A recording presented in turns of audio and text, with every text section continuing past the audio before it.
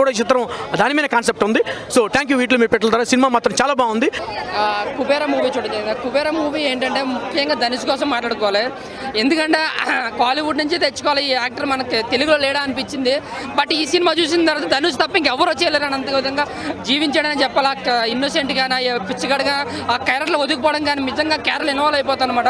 ఇంకా నాగార్జున గారి కోసం మాట్లాడుకుంటే ఇలాంటి క్యారెక్టర్లు ఎన్నో చేశాడు ఆయన. ఇదే డీసెంట్ పర్ఫార్మెన్స్, ఇదే పవర్ఫుల్ రోల్ చాలా చేశాడు ఆయన యాక్టింగ్ రెగ్యులర్గానే ఉంది. బట్ ధనుష్ అయితే నిజంగా ఇంకో విశ్వరూపం చూపించాడని చెప్పాలి. ఆస్కర్ రేంజ్లో మనకి నటించాడు. ఇంకా శేఖర్ కమల్ గారు ఏదైతే రాసుకున్నారో డబ్బుకి అత్యాసుకున్న మధ్య అది ఎమోషనల్గా చెప్పడం ట్రై చేశాడు. బట్ అది కూడా వర్కౌట్ అయిందని చెప్పాలి.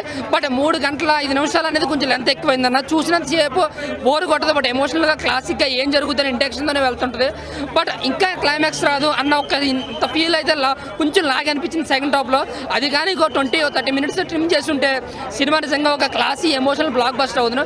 ఇంకా రష్మి గారి క్యారెక్టర్ కోసం మాట్లాడుకుంటే ఆవిడ క్యారెక్టర్ సినిమాకి వేస్ట్ అనిపించింది. ఎందుకంటే ఒక ఏదో హీరోయిన్ ఉండాలని చెప్పి ఒక క్రేజ్ కోసం ఒక స్టార్ కాస్ట్ కోసం తీసుకున్నట్టు అనిపించింది నాకైతే.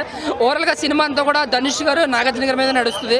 బట్ అక్కడ కొంచెం goose bump scenes, mass scenes లెవెల్లో క్లాసిక్ స్టైల్లో ఇస్తారనమాట. అది కూడా నాకు చాలా బాగా నచ్చింది. సో ఓవరాల్గా ఫస్ట్ హాఫ్ అంతా కొంచెం ఇంట్రెస్ట్గా, సెకండ్ హాఫ్ అంతా ఎమోషనల్గా తీశారు. సో ఇది కానీ ట్రిమ్ చేసి ఉంటే ఇంకా బాగుంది అనిపిస్తుంది. ఇప్పుడు ఎంతమంది తీసుకుంటారో ఎంతమంది తీసుకోరో తెలియదు కానీ రెండోసారి చూడాలి అంటే కనుక ఆ లెంత్ వల్ల కొంచెం ఇబ్బంది ఫీల్ అయ్యే అవకాశం ఉంది సినిమాలో. బట్ డిఎస్పీ గారి మ్యూజిక్ అయితే చాలా అంటే చాలా బాగుందన్నమాట.